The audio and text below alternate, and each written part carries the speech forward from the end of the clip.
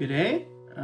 I got bored, and it's been about 4 years or something like that since I uploaded my last video, so I figured it was time. But I figured that feathered Indians would be a fun one to do. It popped up in my head the other day, and I was kind of toying around with it. Now, I'm not an official guitar teacher or anything like that, but everything I say is in relative to the capo, so it's a G. I don't care. I'm not too great with theory, but I might not play it exactly like how Tyler Childers does. But if you just want to get straight to, rocking out around the campfire, this is something that definitely would be good. Now, it starts off with the intro with a D. Now, there we go. Just a normal D suspended with a little hammer there on your index finger. So...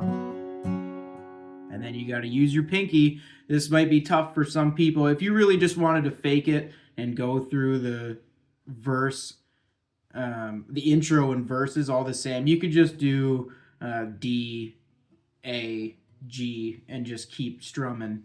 There's nothing wrong with that. But if you wanted to add a bit of the flair and the embellishments, and also never mind all the holes and stuff like that, places under construction. Anywho. Oh. So there's that. He starts off with a hammer on the index, with a hammer on with your pinky on the 4th fret there. Pull off. Now that kind of makes a nice little embellishment because you can pull off of what you just did a hammer on to start to go into the A chord. So it's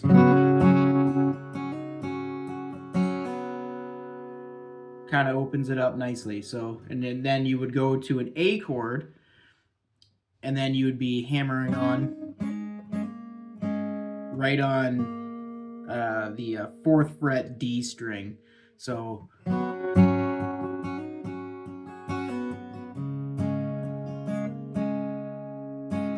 another pull off when you're done with that chord, which is kind of cool. So all in all, you have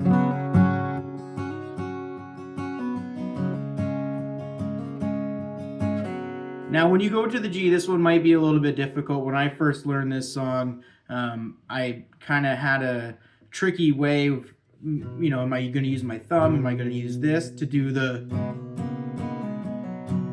that part? So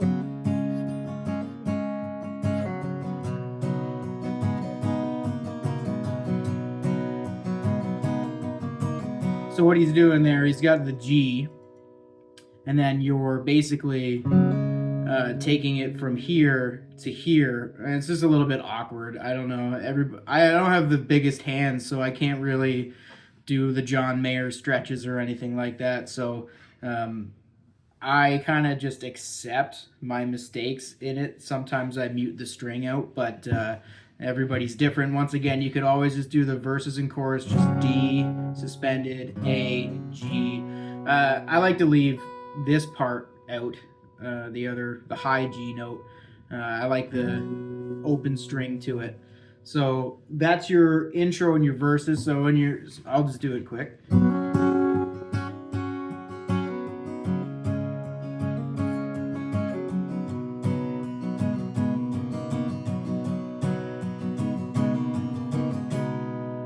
Right, so he plays that in the intro a couple times, and then it goes into the verses.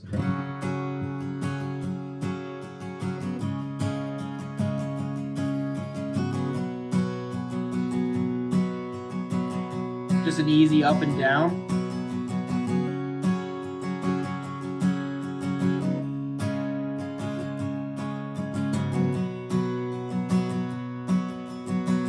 And now it goes into the pre-chorus after that, which is just going to be alternating between an A and a G.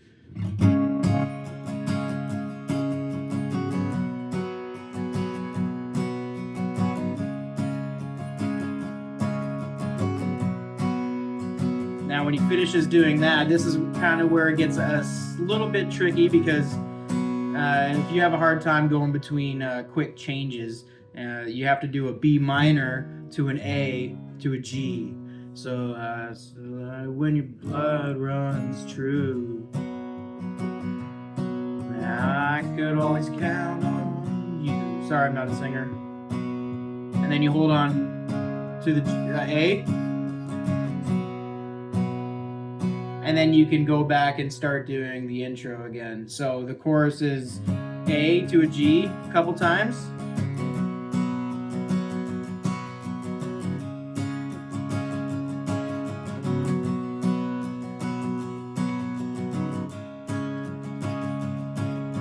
And then it's the quick change from B minor to A. How I could always count on you. Be there when the bullets fly. I'll run across the river just to hold. So that's not the exact timing, but you understand if you were ever to play along with the song. But it is a little quick change, and for those of you who have a tough time with bar chords, it's B there, like a power chord on the 2nd fret. And then you're barring down that last one. I think you can get away with it if you wanted to. I like the sound of the bass notes, so that's something to work on. So the whole song consists of a D, A, G for the verses and chorus, or intro and verse, and then pre-chorus A and G, and then I would say that the chorus is just a B minor A, and then when that's over you can go back into the intro.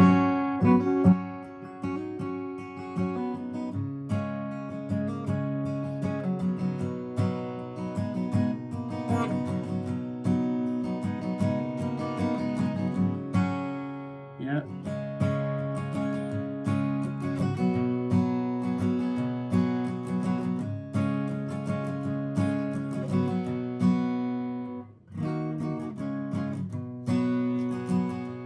It's a pretty easy one, especially if somebody who's a beginner and wants to get quicker in their chords. That's a fun one.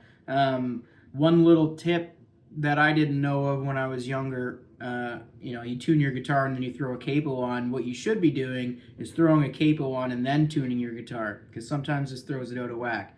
But I've noticed that's been a big help for me in my years. So this is just a quick video. I hope it helps somebody out there, and maybe it won't be 4 years before my next video. Who knows? I'm not trying to take this to the stratosphere or anything like that, but I definitely want to teach more people how to rock out. Take care.